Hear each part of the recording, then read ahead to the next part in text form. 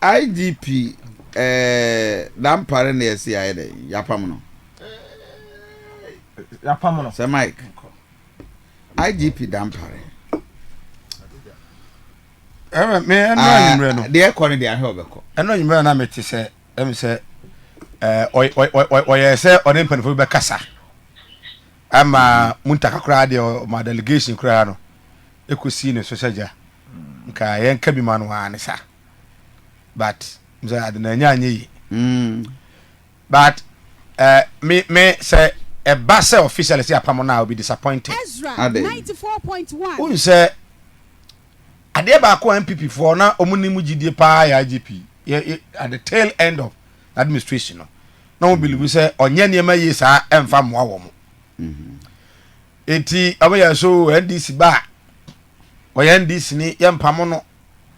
But Ghana for the no so gitum say sanya elections ya enka Dampare abodwuma. Sanya elections ya wantimi anyina na so amma ne men no emputu some uncivilized Ghanaians. Sir Mike enforcer enka in life. Let me tell you. Ube yunu. Where share. That's what I post ni. Tie me. Ube yunu. Where share. It is not about the outwork work. 94.1 FM. Sir Mike, Obi ni mwa not TRT radio so. Yeah. Are you okay? Exactly. That is it. But remember say ono de. Ti Obi ni mwa nya TRT. Eh, ba ono de. O post ni a. Ye nyina gitum say na o di ne djuma. Fefefe o. Ye nyina ba gitum say Dampare nya elections yi. Ene ne be oba in terms of no, that is for na ka say oba promotion. That is what you are saying. That ben am catch us say last week man catch us for 3 since you talk Onkwajuma. And those ya who Sir Mike na de omu yi nti NDC position na beba NDC IGP na beba. Forget about me I'm not looking at who is the NDC whatever police now all this one it is politically colored in our security and which is wrong. But you see, I thought that know your worth. IGP, you move brave where we had the meetings. I mean, pushing agenda, but they do maybe ask. Be confident on your own. A clear conscience fears no accusation. Exactly. I thought that I would know who brave now. So people I said the opposite. People who mobile people don't. When you are not sure, I say you are feeling jittery. Do maybe as a crowd through one way. I wouldn't. The why? It man we are. Why must you be afraid of say posterity judges all of us? Who's a politics now? No, politics somebody no. Na who obi abakasa you are no you are even a threat. What you say? You are Juma. 94.1. Just go ahead and you are Juma. Then ask for favor or heart now favor or heart now. Mutaka now oh punch so no therefore they about her name I'm to no, why must you be begging? Say, if you know your wife, I will hear with Juma. Why must I be going around begging people? Say, no, who say Omodia no? The attendant say a different crowd. No, go on already. A you been appointed no. And I say, enti utitiu. You want this will be oha and they remember about. And this will be oha. Oma buy aba power. Omonium worth. They are competent, but if you don't beg, on your money be. But let me tell you, you need to beg before you get. I did know. When you say your group of NDC form Penasem, your MPP form Penasem, your MPP form Penasem, your NDC form Penasem. Exactly. You can never be liked by everybody. Exactly. Are you okay? I don't need to go seeking for favor. 94.1. My employer said, when I know what I'm doing is right, I don't have to. Let me tell you, the last day, and I'm sitting on radio. The last day I'm a call. Now maybe I'm a call chief for apostle and I say mame ho na me pacho na that day you lose your they have to say they pam me because I don't know what I'm doing. Sorry. What I say? Yes, that is the confirmation. That they know we need me away. Yeah, wajuma. So wajuma wo ye ntino. Obi bedwin say do let them take that decision. Posterity judges you say papa we no wo ye den or ye na dwuma and ye pam on. That is what must be done. but day one I say open nanam and I will buy one something no fa I say now no one na no to dame no kwa pia stadium no wura adan adwuma no wo ye ono no IGP ba kroma yi why na ye mu bi day one ye catch and say do baby no ama show beats police stand up so ye way back Mr. President address na me catch IGP say edumre bi afa na si from na police no nye TV so na ba ye nrechi ya no mama police fo a say omo yo madwuma me mo nya madwuma I will not even let you talk all PR work yan fan kwa kra na ma bi TV na obera police forte so no odi kokko good there's no problem but internally I'm telling you call 10 police officers 8 of them will tell you say na dwumaye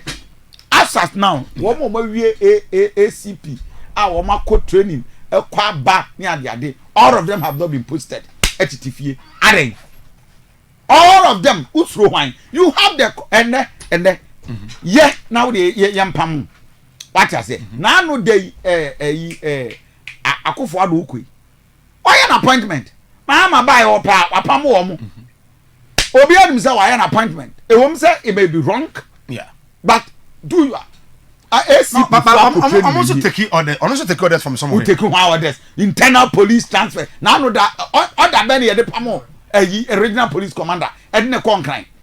John Mahama ne pam ema lawyer Abrakwa Concline. Meba you who so take orders. John Mahama ne catch Abrakwa say on Concline. Was Abrakwa transferred by IGP or Asante regional minister? No, me bo just tell me IGP. But IGP any other obey no. Maybe baby information is be by me no me no. We may not be privy. You think that? Oh yes. So yes. Sir, me nya sure say na wo. Dampare team so obema Abrakwa. Let me tell you. When MPP lost, IGP tieni yo ana boys na ye atutu asema o na ye nchi wo mo. Yeah. President called IGP. Catch them and say he should ensure say these guys will be arrested. Yeah. IGP anye na do catch and say are you aware tell you this listen to this conversation na do on phone told IGP are you aware I'm still in charge? He said President the situation we are controlling it I don't know then I don't know what to do. The IGP Master no, but when the president has lost, and only the ultimate board catcher and say, at the end of aircon, you need to handle it professionally. You refuse orders of the president. Then President Akufo-Addo. Yes. So I don't know. And how about you? Me about 10 years. Now about you. I didn't know when you were Juma said you will pay. I mean, you are a fine gentleman. Me only worry, and it's a who years ahead of you. Baby, it's obvious. I'm building a who do. You don't need police adwuma sene wanye IGP bi mu to survive ene na wa ambobra IGP baby waduri he is around check his age IGP should be around 50 something check IGP's age what I say I mean what bobra baby waduri you retire at how many years is it not 60 years 60 but omo no mutimi nya an extension of 5 years. And then say you be you IGP dia. Yeah. You be ma all your retirement package. Of 54 55. 54 55. We need 5 years pay just to resign. We need 5 years pay just to resign. To retire. Me your ministry methods as of the you will go on retirement at 70 years. Me 65. Also. Yes. 70 also. No, na 70 win. Yeah. Also 70. Me 65 years. Na call retirement. Okay. Why? Because you plan your future. So what the cap plan be uremu naka wo na what na be uremu. You plan your future. 70 years. What the brave with two baby. What the cap plan na ko uremu. Tio. Na senka what plan na ko uremu. My dear na IGP here. Baby I wait abrabo papa ya bo abrabo baby I wait a Pentecost elder dey be no here. We here dey be abrabo. My point is that say Mike know your worth. Papa no why adwuma edumre bia you leave when the applause is high. Exactly. When the applause is high, leave. Edumre bia men man don't descend before you pay men mo bi mpamo. Edumre bia because politics here madam for back you appointed one of the highest positions. Now or your deputy near man of the highest. Now make I say be so him say baby we do ni there. We age ni wo form but next government ba ye be pamo. Yeah. Was say minim.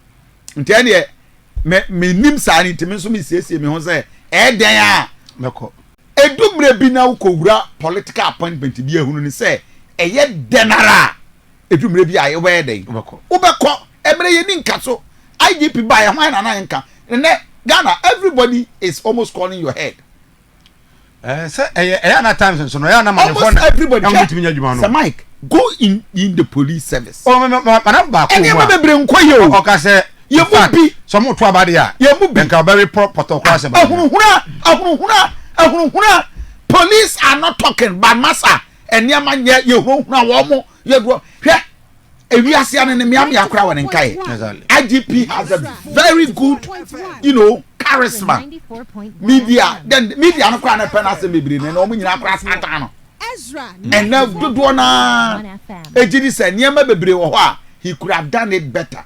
He could have done many things better. My point is that Edusi Abrabo awobo no. You don't know tomorrow.